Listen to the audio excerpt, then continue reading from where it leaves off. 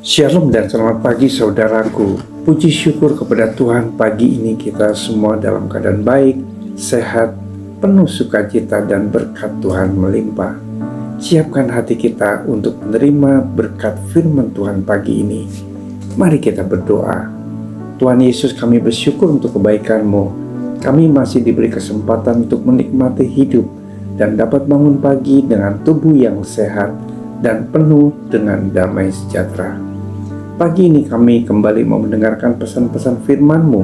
Tuhan, bukakan hati dan pikiran kami, agar kami dapat menerima dan mengerti kebenaran firman-Mu. Hanya di dalam nama Yesus kami berdoa. Amin. Tema renungan kita pagi ini adalah pelayanan yang berkenan. Firman Tuhan diambil dari 1 Korintus 1 ayat 27 sampai 31. Demikian firman Tuhan.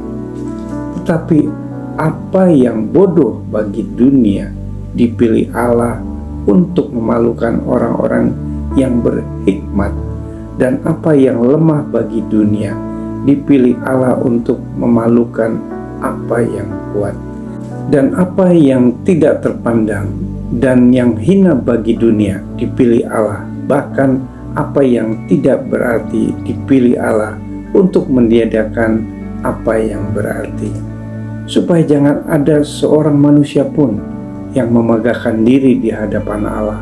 Tetapi oleh Dia kamu berada di dalam Kristus Yesus, yang oleh Allah telah menjadi hikmat bagi kita. Ia membenarkan dan menguduskan dan menebus kita. Karena itu, seperti ada tertulis, barang siapa yang bermegah, hendaklah ia bermegah di dalam Tuhan. Saudaraku, pelayanan kita akan dikenan Tuhan dan mendatangkan perhargaan darinya apabila kita melayani Dia dengan penuh kerendahan hati. Ada banyak orang Kristen menjadi sombong ketika sudah terlibat dalam pelayanan. Tidak sedikit dari mereka yang mau melayani pekerjaan Tuhan asalkan pelayanan tersebut terlihat oleh banyak orang. Secara kasat mata mereka tampak melayani Tuhan, tapi sesungguhnya motivasi pelayanan mereka adalah untuk kepentingan diri sendiri, mencari pujian dan pengakuan dari manusia. Pelayanan yang berkenan adalah ia harus makin besar, tetapi aku harus makin kecil. Jadi pelayanan yang benar haruslah berorientasi, berpusat hanya kepada Tuhan, Sang Empunya ladang pelayanan.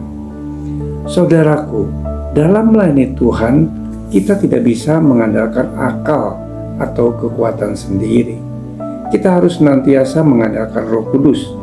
Sebab melayani Tuhan itu tidak berbicara tentang kemampuan atau kehebatan seseorang. Jika ada orang yang berbicara, baiklah ia berbicara sebagai orang yang menyampaikan firman Allah. Jika ada orang yang melayani, baiklah ia melakukannya dengan kekuatan yang dianugerahkan Allah, supaya Allah dimuliakan dalam segala sesuatu karena Yesus Kristus. Ialah yang empunya kemuliaan dan kuasa sampai selama-lamanya. Kesediaan kita untuk melayani itu jauh lebih penting daripada kemampuan kita. Tuhan memanggil dan memilih seseorang untuk melayani pekerjaannya, bukan berdasarkan kualifikasi manusia atau menurut ukuran dunia.